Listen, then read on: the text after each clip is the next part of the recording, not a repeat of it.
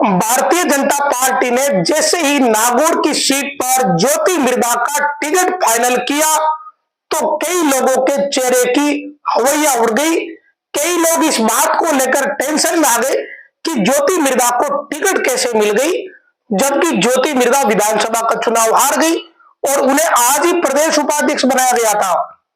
इस कारण लोग सुबह से ये कयास लगाए जा रहे थे कि ज्योति मिर्धा का टिकट कट गया, लेकिन शाम को जब बीजेपी ने प्रेस कॉन्फ्रेंस करी और राजस्थान की टिकट की लिस्ट बतानी शुरू करी तो उसमें नागौर से नाम आया ज्योति मिर्धा का, तो लोग चौंके। लेकिन लोगों को अभी भी समझ नहीं आ रहा कि ये हुआ कैसे। तो इसके पीछे कई कारण है। हम आपको ये समझाने की कोशिश करते हैं कि ये दरअसल कैसे हुआ और बीजेपी में काम कैसे होता है। सबको एक बात याद करनी चाहिए कि विधानसभा चुनाव से कुछ महीने पहले मेड़ता में एक कार्यक्रम हुआ था। मेड़ता में नाथूराम मिर्धा की मूर्ति का अनावरण हुआ। पूरी पृष्ठभूमि को समझोगे तो ये पूरी बात समझ आ जाएगी कि दरअसल किन हालातों में ज्योति मिर्धा ने बीजेपी ज्वाइन करी और कमिटमेंट क्या था और ये टिकट कैसे मिली। सारी बात समझ आ जाएगी। विधानसभा चुनाव से पहले नाथूराम मिर्धा की मूर्ति अनावरण के कार्यक्रम में शामिल हुए थे देश के महामहिम उपराष्ट्रपति जगदीप धनखड़। तब उस कार्यक्रम में ज्योति मिर्धा के साथ मंच पर मौजूद थे रिछपाल सिंह मिर्धा। कुछ महीनों तक ज्योति मिर्धा शांत रही और फिर अचानक विधानसभा चुनाव से ठीक पहले उन्होंने बीजेपी ज्वाइन कर ली। जब मूर्ति अनावरण का कार्यक्रम हुआ तो यह चर्चा चलने लगी कि ज्योति मिर्धा बीजेपी में आ रही है, लेकिन कई महीनों तक जब ज्योति ने बीजेपी ज्वाइन नहीं करी तो यह चर्चा ठंडी पड़ गई और फिर अचानक ज्योति मिर्धा बीजेपी में आ जाती है। बीजेपी में आने के बाद ज्योति मिर्धा को नागौर से टिकट दे दिया जाता है विधानसभा का, जबकि ज्योति मिर्धा ने कोई टिकट की डिमांड करी नहीं थी। ये बात सब जानते हैं। जब ज्योति मिर्धा ने बीजेपी ज्वाइन करी तो उनका मन था लोकसभा चुनाव लड़ने का। उन्होंने कहा था कि पार्टी अगर उन्हें चुनाव लड़ाएगी तो वो लोकसभा का चुनाव लड़ना चाहेगी, लेकिन बीजेपी ने उन्हें मौका दिया विधानसभा चुनाव का। हालांकि वो चुनाव हार गई। इसके बाद लोगों को यह लगने लगा कि अब ज्योति मिर्धा को फिर से मौका नहीं मिलेगा, लेकिन लोगों के कयास गलत साबित हुए और 2-3 दिन से कुछ ये चर्चा चलने लगी कि हनुमान बेनीवाल कोई खेल कर देंगे, कोई खेल करने वाले हैं। वो सारी बातों को लेकर हम पहले ही बता चुके थे कि ये सारी गपबाजी चल रही है, कोई खेल अब होने वाला नहीं है। तो विधानसभा चुनाव हारने के बाद ये चर्चा भले ही चल रही थी, लेकिन जब ज्योति मिर्धा ने बीजेपी ज्वाइन करी तभी यह तय हो गया था कि वो लोकसभा का चुनाव लड़ेगी। विधानसभा का चुनाव लड़ने का निर्णय उनका नहीं था, पार्टी ने उन्हें चुनाव लड़ाया था। इस बात को समझना चाहिए। दूसरा, आज जब एक लिस्ट आई संगठन की तो प्रदेश उपाध्यक्ष ज्योति मिर्धा को बना दिया। उसके बाद ये कयास और तेज हो गए कि ज्योति मिर्धा को तो प्रदेश उपाध्यक्ष बना दिया, लेकिन अब टिकट मिलेगा नहीं। फिर भी ज्योति मिर्धा को टिकट मिला, तो टिकट क्यों मिला इसके बारे में समझिए। देखिए, सबसे इंपॉर्टेंट बात तो यह है कि ज्योति मिर्धा बीजेपी में जो टिकट देने का क्राइटेरिया, उस सारे क्राइटेरिया को पूरा कर रही है। लोकसभा चुनाव में टिकट देने का जो क्राइटेरिया था उसमें यह क्राइटेरिया कहीं नहीं बनाया गया बीजेपी ने कि चुनाव हारे हुए व्यक्ति को टिकट नहीं देंगे। इस कारण से ज्योति मिर्धा एलिजिबल थी, पात्र थी टिकट को लेकर। ज्योति मिर्धा ना तो उम्र के मामले में पीछे है, जैसे सीआर चौधरी उम्र के कारण इस दौर से बाहर हो गए। ज्योति मिर्धा इस दायरे को पूरा करती है। ज्योति मिर्धा महिला है। ज्योति मिर्धा का नागौर जिले की राजनीति में अच्छा खासा कद है। लोकसभा क्षेत्र के हिसाब से वो एक चर्चित चेहरा है। सारे क्राइटेरिया को वो पूरा करती है और ये उनका एक प्लस पॉइंट कहा जा सकता है। दूसरा, उन्हें लोकसभा चुनाव लड़ने का अनुभव है। वो 3 चुनाव लड़ चुकी है, भले ही वो 2 चुनाव हार गई, लेकिन उन्हें अनुभव है। तो ये जो क्राइटेरिया है सारा, ये उनके पक्ष में गया। दूसरा, एक अहम बात यह भी है कि भारतीय जनता पार्टी का एक तरीका, बीजेपी आंतरिक सर्वे भी करवाती है। उन सर्वे में अगर कोई नेता आगे रहता है तब उसे टिकट मिलती है। ये बीजेपी का कॉन्सेप्ट है। उस आंतरिक सर्वे के बारे में किसी को कानो कान भनक भी नहीं लगती और बीजेपी एक ही झटके में आंतरिक सर्वे करवा भी लेती है। और उन सर्वे में अगर कोई नेता आगे रहता है तो फिर उसे अवसर दिया जाता है, भले ही वो पहले चुनाव हार गया हो।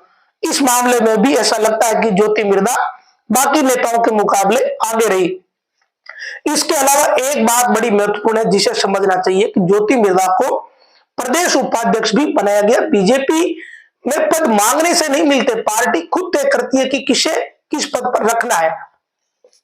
विधानसभा चुनाव के दौरान कुछ बातों को याद करिए, उससे यह समझोगे कि बीजेपी ने ज्योति मिर्धा में ऐसा क्या देखा कि उन्हें प्रदेश उपाध्यक्ष भी बना दिया और उन्हें टिकट भी दे दिया। इस बात को एक झटके में आप समझ जाओगे। समझिए, जब ज्योति मिर्धा को नागौर सीट से बीजेपी ने चुनाव मैदान में उतारा तो ज्योति मिर्धा ने न केवल नागौर सीट पर रुचि रखी बल्कि आसपास की जितनी भी सीटें थी वहां के लिए भी उन्होंने प्रयास किए। सबसे पहला काम उन्होंने ये किया कि जो दूसरी पार्टियों के नेता है, जो अपने नेताओं से या अपनी पार्टी से किन्हीं कारणों से नाराज चल रहे, उन्हें बीजेपपी में मिलाया। इसमें सबसे बड़ा नाम था रेवतराम डांगा का, जिन्होंने फिर हनुमान बेनीवाल को जबरदस्त टक्कर दी थी और बेनीवाल मात्र 2059 वोटों से चुनाव जीते थे। सबसे बड़ा काम ज्योति मिर्धा ने यह किया, एक ऐसे नेता को बीजेपी ज्वाइन करवाई जिस नेता ने अपनी ही पार्टी के नेता को टक्कर दी थी। रेवतराम डांगा, जगदीश मीडिया सर सहित क्यों सर में एक लंबी चौड़ी लिस्ट है कार्यकर्ताओं की जो ग्राउंड पर काम करते थे, जिन्होंने आरएलपी को छोड़कर बीजेपी ज्वाइन करी और इसके पीछे सबसे अहम भूमिका थी ज्योति मिर्धा की। क्यों सर के अलावा उन्होंने जाइल विधानसभा में भी अनेक ऐसे लोगों को बीजेपी ज्वाइन करवाई जो या तो कांग्रेस की विचारधारा से जुड़े हुए थे या आरएलपी की विचारधारा से जुड़े हुए थे। ऐसे अनेक नेताओं को उन्होंने बीजेपी ज्वाइन करवाई और इसका फायदा डॉक्टर मंजू बागमार को मिला। फिर तीसरा, मेड़ता विधानसभा क्षेत्र में भी ज्योति मिर्धा ने बहुत सारे लोगों को बीजेपी में जोड़ने का काम किया। अब ज्योति मिर्धा के मुकाबले उस दौरान कोई बीजेपी का ऐसा नेता नहीं था जिसने दूसरी पार्टियों के कार्यकर्ताओं को, नेताओं को बीजेपी में जोड़ा हो। नागौर में तो उन्होंने ये काम किया ही, मेड़ता, खींवसर व जाइल में भी ये काम किया। इस कारण से संगठन में ज्योति मिर्धा की इमेज में जबरदस्त सुधार आया। एक इमेज बढ़ी कि कांग्रेस से आई हुई नेता जो खुद अभी बीजेपी में सेटल हो रही है और उन्होंने इतनी संख्या में दूसरी पार्टियों के कार्यकर्ताओं को अपनी पार्टी में शामिल किया, तो उससे आदमी की इमेज पता चलती है कि उस नेता की उस जिले में कार्यकर्ताओं के बीच राजनीति में पेट कैसी है, और उसी कारण से वो मजबूत हो गई। इस बात को लोग ठीक से समझते नहीं है, लोग इन बातों को गंभीरता से नहीं लेते, लेकिन भारतीय जनता पार्टी का संगठन इन सारी चीजों को बहुत ही गंभीरता से लेता है। और ये एक बहुत बड़ा प्लस पॉइंट ज्योति मिर्धा का है कि उन्होंने विधानसभा चुनाव के दौरान 4 विधानसभा क्षेत्रों में अनेक कार्यकर्ताओं को, नेताओं को बीजेपी ज्वाइन करवाई थी। ये फैक्ट है, वीडियो, फोटो सब पब्लिक डोमेन में पड़े हैं। वो खुद भले ही चुनाव हार गई, क्या परिस्थितियां रही, संगठन के साथ तालमेल नहीं हुआ या वोटर उनकी बात को नहीं समझ पाए, जो भी वजह रही, लेकिन उन्होंने जाइल, खींवसर व मेड़ता में जो प्रयास किए वो सबके सामने वो प्रयास दिखता है। आरएलपी को बहुत नुकसान हुआ, जाइल में भी हुआ और मेड़ता में भी हुआ, जबरदस्त नुकसान हुआ, इसमें कोई दो राय है नहीं। एक ये अहम पॉइंट रहा, महिला है वो क्राइटेरिया पूरा करती है, उम्र का क्राइटेरिया पूरा करती है, वो कांग्रेस से बीजेपी में आई हुई है, कुछ कमिटमेंट भी हुआ होगा और एक बड़े परिवार की, जो बड़ा राजनीतिक परिवार है उसकी नेता है, इसका भी एक बेनिफिट उन्हें मिला। अब ये तो ज्योति मिर्धा के प्लस पॉइंट है कि उन्होंने बीजेपी में आने के बाद बहुत सारे ऐसे काम किए जिससे संगठन में उनकी इमेज अच्छी हुई। अब उनके नेगेटिव पॉइंट क्या है, इसके बारे में भी बात करते हैं। दरअसल देखिए, ज्योति मिर्धा का नेगेटिव पॉइंट यही है कि वो विधानसभा चुनाव हारी है। बीजेपी में आने के बाद ये नेगेटिव पॉइंट जरूर है, ये सबको दिखता है। इसके अलावा अगर पूर्व की बात करें तो कांग्रेस में उन्होंने 3 बड़े चुनाव लड़े। लोकसभा के पहला चुनाव उन्होंने जीता, लेकिन बाकी के 2 चुनाव वो हार गई। भले ही उस दौरान परिस्थितियां कैसी रही, लेकिन ये तो मार्किंग होता ही है कि चुनाव वो 2 हारी थी। अब उस दौरान वो चुनाव कैसे हारी, इन बातों को भी याद करना चाहिए ताकि राजनीति में रुचि रखने वाले लोगों को जानकारी रहे, दिमाग में रहे कि चीजें कैसे होती पॉलिटिक्स में। देखिए, बात को याद करिए, जब लोकसभा का पहला चुनाव ज्योति मिर्धा ने जीता तब जिले में उनके लिए सभी तैयार थे, सभी नेता, कार्यकर्ता, किसी को कोई एतराज था नहीं। ये उस समय की पहले चुनाव की परिस्थितियां थी। लेकिन जब ज्योति मिर्धा ने दूसरा लोकसभा का चुनाव लड़ा तब स्वर्गीय रूपाराम गुडी और हनुमान बेनीवाल उनके खिलाफ हो गए और हनुमान बेनीवाल निर्दलीय प्रत्याशी के रूप में चुनाव मैदान में आ गए। तो कांग्रेस से ज्योति मिर्धा, निर्दलीय हनुमान बेनीवाल और तीसरी ओर चुनाव लड़ रहे थे बीजेपी से सीआर चौधरी। ज्योति मिर्धा को नुकसान हो गया, सीआर चौधरी को फायदा हो गया। हनुमान बेनीवाल ने 1,60,000 वोट लिए और ज्योति मिर्धा चुनाव हार गई। ये दूसरी बार जब ज्योति मिर्धा ने चुनाव लड़ा तो परिस्थिति हुई, यानी ज्योति मिर्धा का बढ़ता राजनीतिक कद और स्थानीय नेताओं के लिए कुछ परिस्थितियां सूटेबल नहीं रही। राजनीतिक द्वंद्व हुआ और उसका नतीजा यह हुआ कि बेनीवाल ने निर्दलीय चुनाव लड़ा। फिर बारी आती है तीसरे चुनाव की। इस दौरान राजनीति बिल्कुल ही बदल गई। नागौर जिले की राजनीति में एक नया समीकरण आ गया। बीजेपी व आरएलपी का एक प्रत्याशित गठबंधन हुआ और उस गठबंधन में नागौर की सीट आरएलपी को दी गई। और इसी गठबंधन के कारण, बड़ा सिंपल था, गठबंधन होने के कारण बीजेपी और आरएलपी का गठबंधन आसानी से चुनाव जीत गया, क्योंकि आरएलपी का भी वोट बैंक है और बीजेपी का भी वोट बैंक है, और दोनों के कारण ज्योति मिर्धा फिर चुनाव हार गई। लेकिन विधानसभा चुनाव से ठीक पहले ज्योति मिर्धा बीजेपी में आ गई और इधर किसान आंदोलन के मुद्दे पर बेनीवाल का बीजेपी से गठबंधन टूट गया। फिर वैसी कोशिशें हुई होगी, लेकिन वो चीजें बीजेपी अलग तरीके से काम करती, फिर वैसी चीजें होती नहीं। अब ये चीजें कैसे हुई, क्या हालात रहे, देखिए। जब आरएलपी और बीजेपी का गठबंधन टूटा तो बीजेपी को एक ऐसा नेता नागौर जिले में चाहिए था जो हनुमान बेनीवाल की काट बन सके। यह भी एक बड़ी वजह है फिर से ज्योति मिर्धा को टिकट देने की। बीजेपी को हर हाल में हनुमान बेनीवाल की काट वाला नेता चाहिए। इसी कारण यह भी एक वजह है कि ज्योति मिर्धा को फिर टिकट दी गई। इस बात को मानेगा कोई नहीं, ये स्वीकार करने वाली बातें नहीं होती, सिर्फ समझने वाली बातें होती है।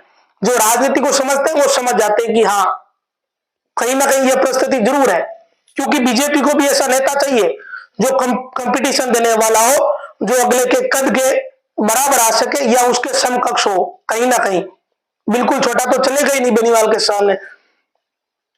तो जब गठबंधन टूट गया तो उसके बाद बीजेपी ऐसे नेता को ढूंढने लग गई और आखिर में ऐसे नेता की तलाश पूरी हुई। मेड़ता में मूर्ति का अनावरण हुआ।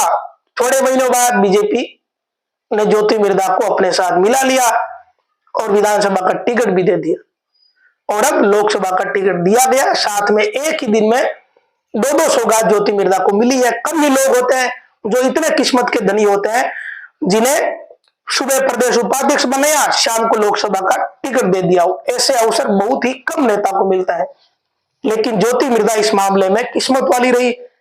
पहले विधानसभा का टिकट मिला, भले ही चुनाव हार गई, आज ही प्रदेश उपाध्यक्ष बनाया और आज ही नागौर सीट से लोकसभा का टिकट भी बीजेपी ने दे दिया। तो ज्योति मिर्धा के प्लस पॉइंट भी है, माइनस पॉइंट भी है, लेकिन सबसे बड़ा प्लस पॉइंट ज्योति मिर्धा के लिए यही है कि बीजेपी प्रधानमंत्री मोदी के चेहरे पर चुनाव लड़ रही है। और सबको पता है कि विधानसभा का चुनाव लोग अलग तरीके से लेते हैं, लेकिन देश के चुनाव को जनता बिल्कुल ही अलग तरीके से लेती है। इस चुनाव को मोदी वर्सेज अदर के नाम से जनता लेती है, और चाय की थड़ी से लेकर आप किसी बड़े आयोजन में चले जाओ, अगर चुनाव की बात करो तो देश के चुनाव के मामले में सीधा मोदी का ही नाम जनता लेती है, भले ही स्थानीय प्रत्याशी कोई हो। एक तो ये बात। दूसरा, ज्योति मिर्धा को खुद चुनाव लड़ने का अनुभव है। उन्होंने 3 लोकसभा के चुनाव लड़े हैं। उन्हें हर उस 100 वोट के बारे में पता है जो किसी ढाणी में 100 वोट है, तो उस जगह के बारे में वो जानती है, उनके कार्यकर्ता जानते हैं। कारण ये कि उन्होंने 3 चुनाव लड़े। जो नेता 3 चुनाव लड़ लेता उसका अनुभव अच्छा खासा हो सकता है। ये 3-4 ऐसी परिस्थितियां हैं जिनके कारण ज्योति मिर्धा को टिकट मिला है, और 3-4 परिस्थितियां ऐसी है जहां ज्योति मिर्धा प्लस में है। माइनस पॉइंट ये है कि बीजेपी में आने के बाद वो एक चुनाव हार गई। कांग्रेस में जो चुनाव हारी वो हालात अलग थे, लेकिन बीजेपी का वोट बैंक भी अलग तरह का है, कांग्रेस का वोट बैंक अलग तरीके का है। तो माइनस पॉइंट, ताजे माइनस पॉइंट की बात करें तो केवल यह है कि विधानसभा चुनाव ज्योति मिर्धा हारी, लेकिन फिर भी बीजेपी ने ट्रस्ट किया है, तो बीजेपी ने कुछ सोचा ही होगा। अब तय नागौर लोकसभा क्षेत्र की जनता को करना है कि जनता किसे चुनकर लोकसभा में भेजेगी।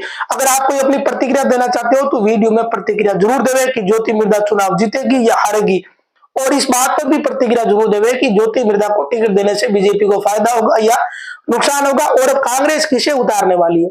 इस पर भी आप अपनी प्रतिक्रिया दे सकते हैं। वीडियो को देखने के लिए धन्यवाद।